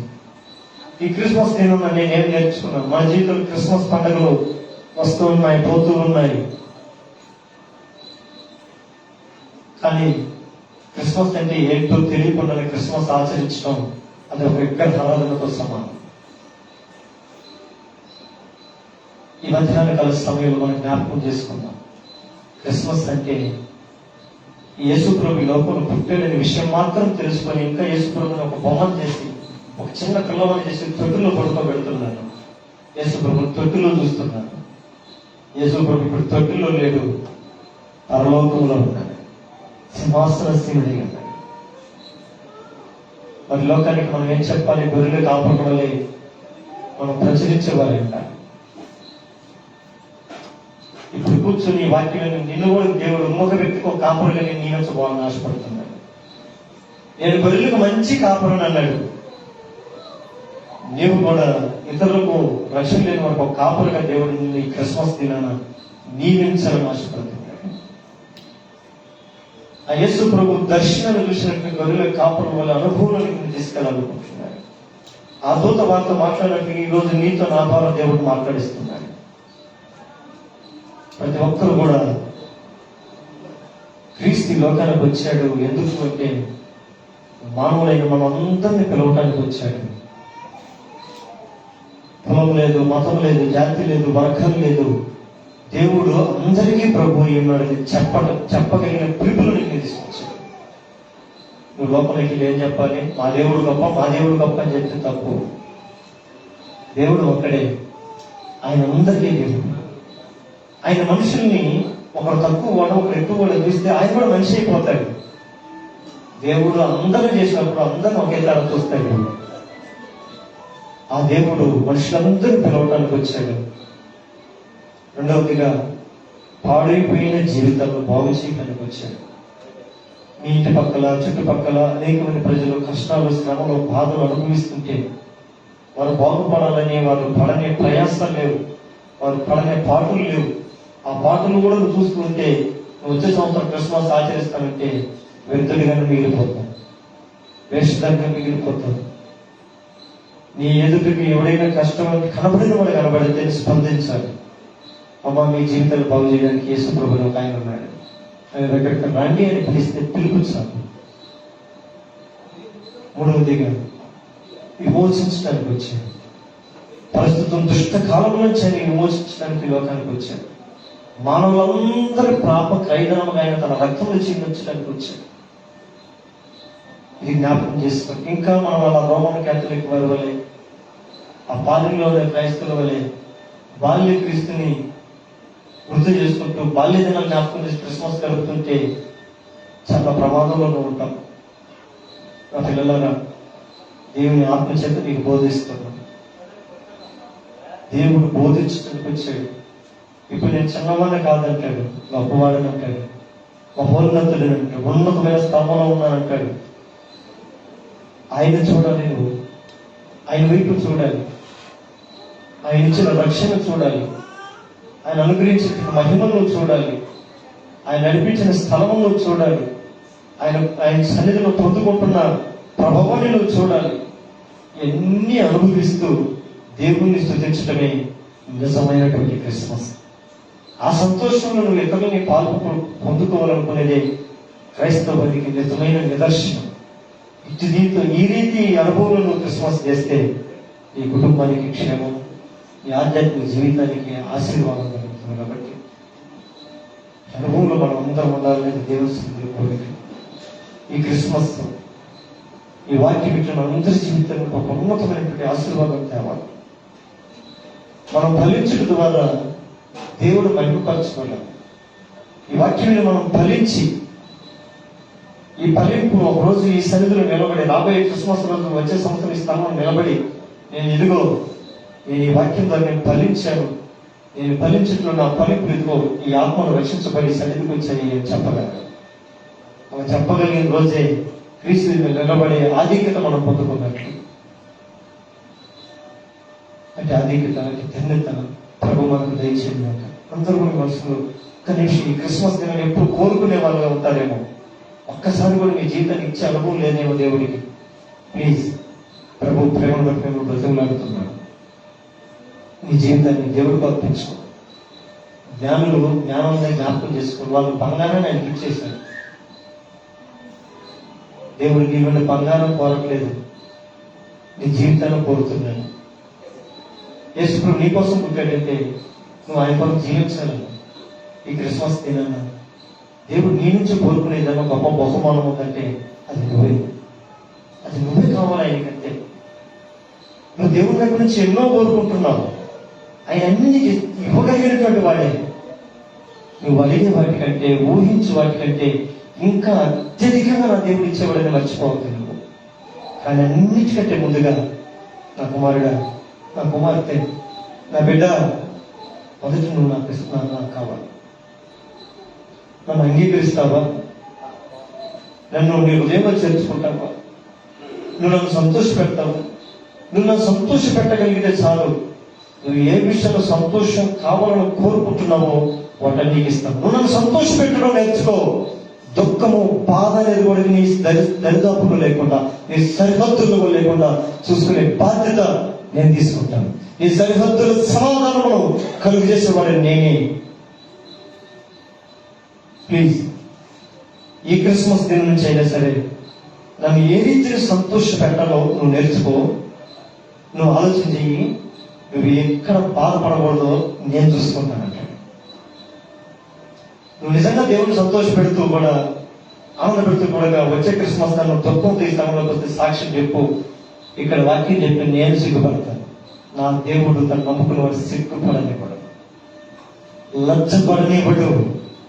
ఆ సంతోషాన్ని జీవితం రావాలని కోరుకుంటున్నాడు నా ప్రియమైన బిడ్డలారా. అందుకని లోకమంతటి కలిగి సంతోషమైన స్వర్తమానం ఇదే. లోకంలో సంతోషం ఎక్కడుందని పరిగెడుతున్నారు చాలా మంది ప్రజలు. ఆ సంతోషం ఎక్కడ లేదు, ఇదిగో నాలోనే చెప్పడానికి ఆయన పుట్టాడు. ఆ సమాధానం నాలోనే ఉందని చెప్పడానికి పుట్టాడు. ఇంకా నా సంతోషం కోసం, ఆ సమాధానం కోసం, ఆ నెమ్మది కోసం నువ్వు ప్రయాసపడుతుంటే నీ ప్రయాసం వ్యర్థం. నా దగ్గరికి ప్రయాసపడి భారం మోసుకున్న సమస్త జనులారా నా దగ్గరకు రండి, నేను మీకు విశ్రాంతి కలుగు చేస్తున్నాను. ఈ స్థలంలో కూర్చున్న నీ ప్రతి ఒక్కరు కూడా మీ జీవితంలో దేవుడు సంపూర్ణమైనటువంటి విశ్రాంతిని, సమాధానము, నెమ్మదిని నా ప్రభు మీకు సంపూర్ణంగా దయచేయను గాక. ఒక చిన్న ప్రార్థన చేసిన తర్వాత బిడ్డ పాట పాడుతుంది. పాట పాడుకుంటాం. అందరూ కూడా ఒక పాటతో మనం సంతోషిద్దాం. ప్రేమ కలిగిన మా తండ్రి, కృప కలిగిన మా దేవ, ఈ ఘనమైన నామానికి స్తుతులు స్తోత్రం. ప్రతి కాలం నుంచి నా ప్రభా సమయం వరకు నీ సన్నిధి మాతో ఉంచి ఆరాధన అంతటిలో కూడా లోకము ఆరాధించే ఆరాధన అనుభూతులు కాకుండా ఆధ్యాత్మికుడు ఏ రీతిగా దేవుణ్ణి ఆరాధిస్తున్న అనుభవాలను మమ్మల్ని నడిపిస్తూ వచ్చారు. వాక్యం ద్వారా ఆయన తండ్రి మమ్మల్ని మాట్లాడుతూ ఉపదేశిస్తూ వచ్చారు. అన్ని జనుల వలె ఆయన మనుషులు పారవలే నడుచుకునేవారు కాకుండా పరిశుద్ధాత్మ అనుభవం గట్టి మేము నడవాలని మమ్మల్ని స్థలం నిలబెట్టుకున్నాం. ఉదయకాల నుంచి ఇప్పటి వరకు నేను తండ్రి మా మధ్య నేను ఘనత పొంది ఉన్నామో నమ్ముతాను. పేరు వచ్చిన ప్రతి బిడ్డలు మీరు జీవించండి, ఆశీర్వదించండి.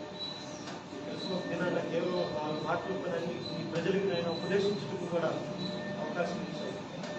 క్రిస్మస్ అంటే ఏమో అనేకమైనటువంటి బోధలు ఈ లోకంలో ఉన్నప్పటికీ క్రిస్మస్ అనగా యేసు ప్రభు మనమందరం పిలవడానికి లోకానికి వచ్చిన దినం. భూదేవి నివాసులు నా వైపు చూసి రక్షణ పొందడానికి పిలుపునివ్వడానికి వచ్చిన దినమని నేను గ్రహించాలని మాకు మాట్లాడుతూ అంత మాత్రమే కాదు, బాగు చేయడానికి వచ్చావు, విమోచించడానికి వచ్చావు, బోధించడానికి వచ్చావు. ఈరోజు నీ బోధనలు లేవు నాయన. ఇలాంటి బోధనలు లేక అనేక మంది శాస్త్ర పరిశీలన బోధన నుంచి తప్పించబడి అనేకులు నిత్య నరకానికి పోతున్న వేళ లోకానికి నిజమైనటువంటి బోధకుడిగా ఈ లోకానికి వచ్చి బోధించారు. ఆ పరిశుద్ధాత్మ వల్ల తండ్రి ఈ లోకంలో అనేకమైన బోధన నిలబెట్టి ప్రజల్ని నిత్య మార్గం వైపు నడిపించాలని ఆశపడుతున్నావు.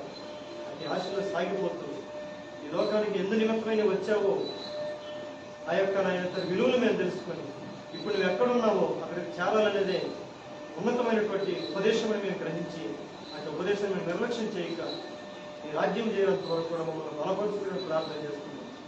స్థలంలో తండ్రి ఆనందించడానికి వచ్చిన ప్రతి బిడ్డని మీరు దీవించండి. ఈ సన్నిధిలో పొందుకునే ఆనందము, ఆశీర్వాదం, సంతోషం అది లోకంలోకి వెళ్ళి తొలగిపోయేది కాకుండా అన్ని పరిస్థితుల్లో వారి జీవితంలో అది నిలిచి ఉన్నట్లుగా సహాయం దయచేయమని యేసు క్రీస్తు నామమున ప్రార్థించి అడిగి వేస్తున్నాము తండ్రి. చిన్న పాట పాడుకుందాం. పాట పాడుతుంది చిన్న పాట.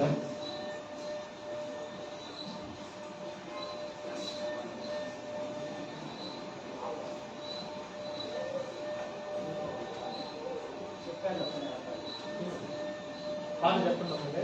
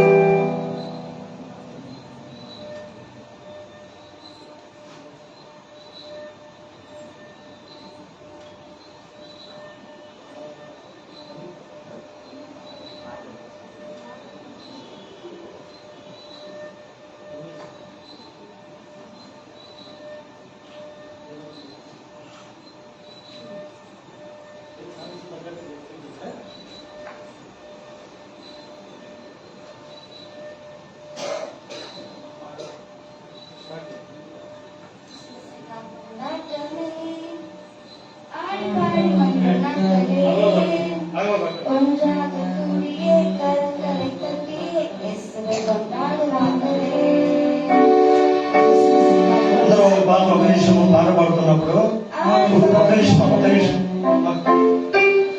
పాడుతున్నప్పుడు మీరు సీరియస్ పిల్లలు పాడేటప్పుడు సంతోషంగా ప్రోత్సహించాలి. సభలో పడుతుంది, సంతోషంతో సభలో పడుతుంది అనుకో, వాళ్ళు ఎంకరేజ్ చేసి సంతోషం పాట పడుతుంది. ఓకే, అందులో పడుతుంది.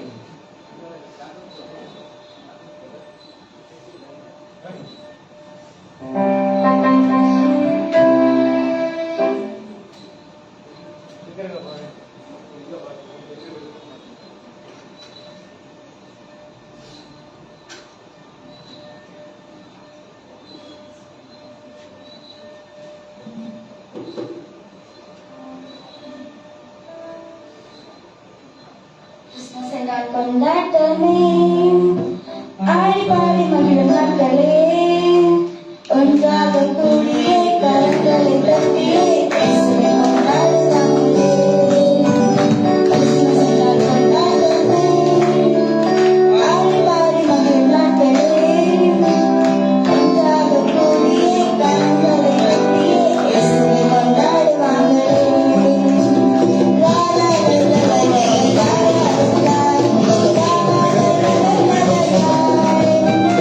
La la la la la la la la la la la la la la la la la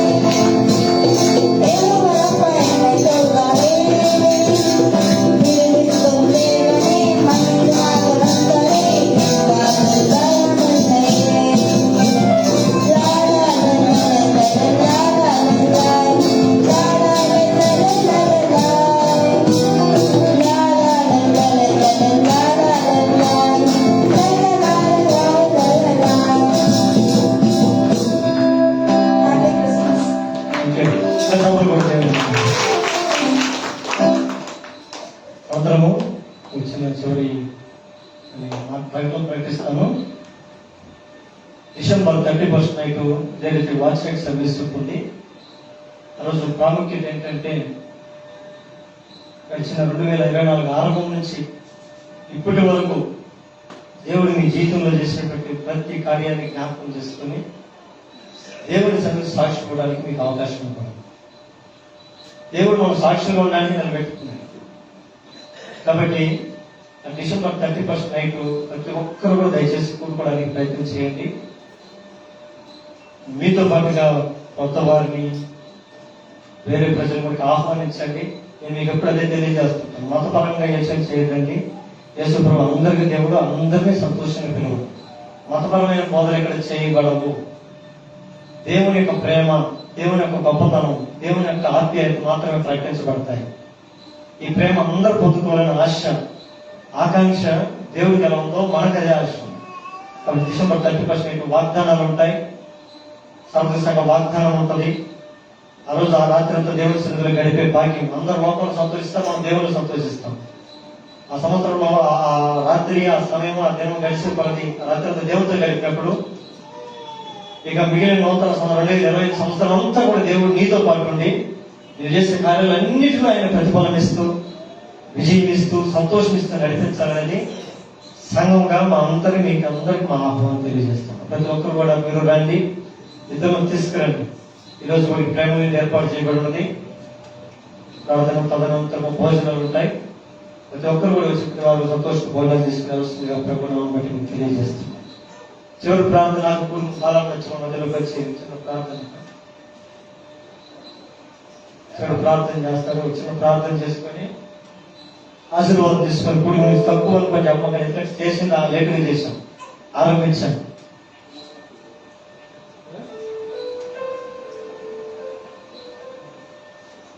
ప్రార్థన చేసుకొని మనం చివరి వాసన కూడికను ముగించుకుందాం. అందరూ మోకాళ్ళ మీదకి వద్దాం. మోకాళ్ళ మీదకి వచ్చినట్లయితే మన తర్వాత ఎవరైనా పాటలు పాడాలి అనుభవం ఉంది కాబట్టి అందరూ కూడా పాటలు పాడడానికి కూడా అవకాశం ఇస్తాం. సంతోషం పాడడం సమయం లేదు కాబట్టి మేము ఈ రీతి తీసుకెళ్ళడానికి ముందుకెళ్తా ఉన్నాం. దయచేసి ఎవరు బేజారు పెట్టుకోవద్దండి. మేము చాలా ప్రిపేర్ ఇచ్చినాము, మేము పాడలేకపోయాం కానీ సమయం లేదు కాబట్టి ప్రార్థన తదనంతరం ఉంటుంది. కానీ అవకాశం ఉంటుంది. ప్రతి ఒక్క సంతోషం తెలుసు పాటలు పాడవచ్చు. ప్రార్థన. పరలోకమందున్న మా ప్రియ తండ్రి, నీకు కృతజ్ఞతాస్తుతులు చెల్లించుకుంటున్నాను నాయన. మహాగణుడు, మహోన్నతుడు మా తండ్రి, అద్భుతాలు చేసిన మా దేవుడు, నీకు స్తోత్రాలు. ఇదిగో తండ్రి, ఈ దినాన నీ యొక్క పాద సన్నిధిలో నాయన సంపూర్ణ సంతోషము కలదు తండ్రి. నీ దాసుని నిలబెట్టుకుని నాయన చక్కని యొక్క 4 మాటలు మాకు అయ్యా వివరంగా వినిపించావు. ఎత్తబడిన వాక్యము అపవాది ఎత్తుకొని పోకుండా మా తండ్రి మా హృదయాలలో నూరింతలుగా ఫలింపచేసిన ఆయన ఆ వాక్యానుసారంగా మేమందరము నడుచుకోవడానికి, నీ అడుగు జాడలో నడవడానికి, నీ ఆజ్ఞలు గైకొని అనుసరించి అయ్యా మేము పాటించడానికి మాకు సహాయం చేయమని కోరుతున్నాం. ఇదిగోనైనా ఈ భూమి మీదకి మమ్మల్ని పిలవడానికి వచ్చావు తండ్రి, విడిపించడానికి వచ్చావు, ఓదార్చడానికి వచ్చావు, సమాధానపరచడానికి వచ్చావు. మా తండ్రి నీకు స్తోత్రములు, వందనములు నాయన. ఇదిగో తండ్రి, ఈ సంఘస్థులను, సంఘ కాపరిని, ఆయన కుటుంబాన్ని, ఇక్కడ కూడి ఉన్న ప్రతి కుటుంబాన్ని నాయన అయ్యా పురుషులను, స్త్రీలను, యవనస్తులు, యవనస్త్రాలను, చిన్నపిల్లలందరినీ బట్టి నీకు స్తోత్రములు, వందనములు తండ్రి. ఈ దినాన్ని ఏక మనస్సు కలిగి నీ నామాన్ని మహింపరచడానికి కృప చూపావు. అందరిని బట్టి స్తోత్రాలు. కూడి వచ్చిన మీరందరి మీద నీ ఆత్మను కుమ్మరించిన ఆయన పరిశుద్ధ ఆత్మ శక్తితో నింపండి, ఆత్మ వరములతో నింపండి అయ్యా. సేవ అనే భారమని బిడ్డల హృదయాల్లో నింపండి నాయన. ఇదిగో నా తండ్రి, జీవించినంత కాలం ఈ భూమి మీద మాకిచ్చిన ఆయుష్ కాలం అంతట్లో కూడా నా ప్రభువ నీ బిడ్డలుగా, నీ సాక్షిగా మేమందరము నాయన బ్రతుకుతూ రావడానికి సహాయం వచ్చి మనం కోరుకుంటున్నాం అయ్యా. కుడి తట్టు ఎడమ తట్టు చూడకుండా చక్కగా నీ మార్గంలో నడుస్తూ నీ రాకడ వరకు మేము సిద్ధపాటు కలిగి ఉండటం, నీ రాకడలో ఎత్తబడి నీ బిడ్డలుగా వారసులుగా రాజ్యములు నీ కుడిపక్షాన్ని ఉండే భాగ్యాన్ని మేమందరము పొందుకోవడానికి సహాయం చేయండి తండ్రి. ఈ యొక్క నూతన సంవత్సరంలోకి 6 దినాలు ఉండగా అందరి కుటుంబాల మీద ప్రవేశపెట్టి నూతన సంవత్సరంలో ప్రతి కుటుంబంలోనైనా అద్భుతమైన కార్యం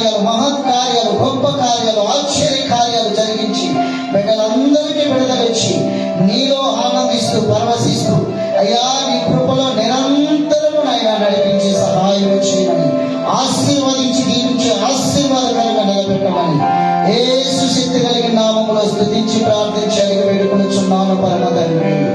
ఆమేన్, ఆమేన్.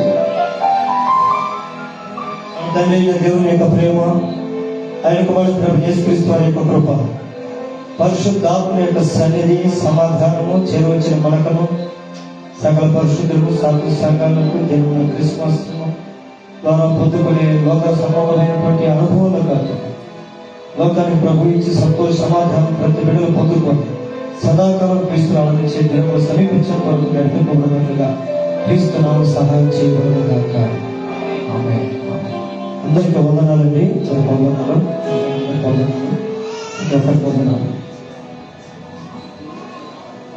భోజనం అయిపోయింది కాబట్టి ముగిస్తున్నాను. మనం ఎక్కసం అయిపోతారు, బేజారు చేసుకోవాలి. ప్రభుత్వం అయితే 30% అయితే ఉంటుంది. 9 గంటల నుంచి ఆరంభం అవుతుంది. ఆ రోజు అందరూ సిద్ధపడి రండి. సమయం ఎక్కువగా ఉంటుంది ఆ రోజు. మీకు దేవుడు మొదలుపడడానికి దేవుడు ప్రభు చూపిస్తారు.